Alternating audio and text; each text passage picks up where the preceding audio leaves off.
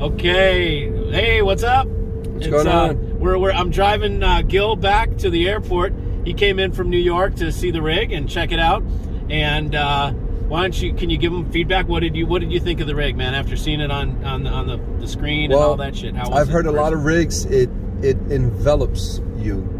It envelops you, and it pulls you in. The soundstage is amazing, and it's just it's very accurate without being harsh. And the system just has all the attributes that you look for in high-end audio. You know, I can just go on and on describing the system, how great it sounds. But when you start to listen, it just pulls you in, and you just start tapping your feet, and that's what it's all about. You know, it's all about the listening, and it was a wonderful, wonderful experience. Both rigs sounded very good, but the big speakers, you know, his panel speakers are just phenomenal. Just the way they sound and how they projected the image, and it's just great. It's if not one of the best rigs I've heard so far.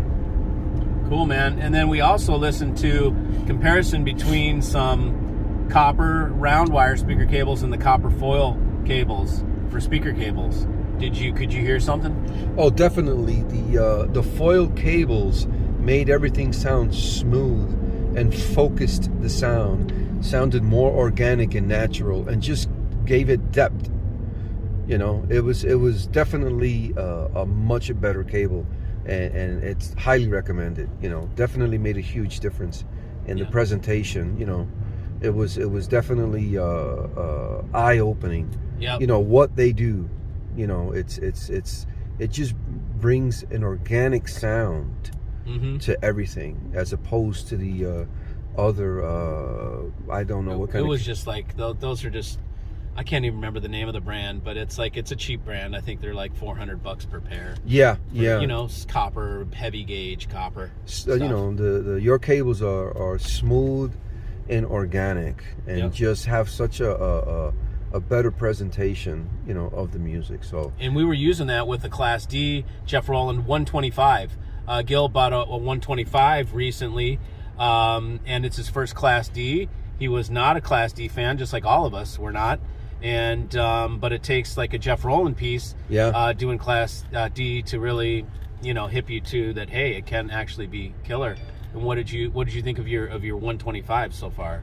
Well, you sold this Conrad Johnson. I sold the Conrad Johnson, and years ago I had the New Force Reference 9, and this Class D Jeff Rowland, it's dimensional, like tubes. It's smooth sounding.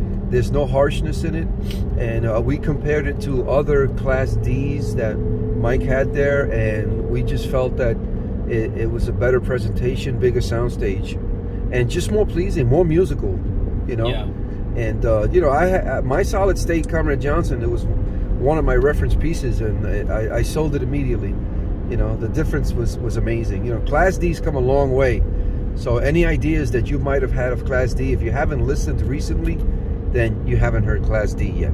Yeah, and granted, we're talking about Jeff Rowland Class D. So Jeff Rowland Class D, you know, the deal is with Class D, a lot of people, they use the modules, but why, you know, you ask, well, why doesn't it all sound exactly the same then? And that's because you have to do the input section. Each different company has to do their own input section.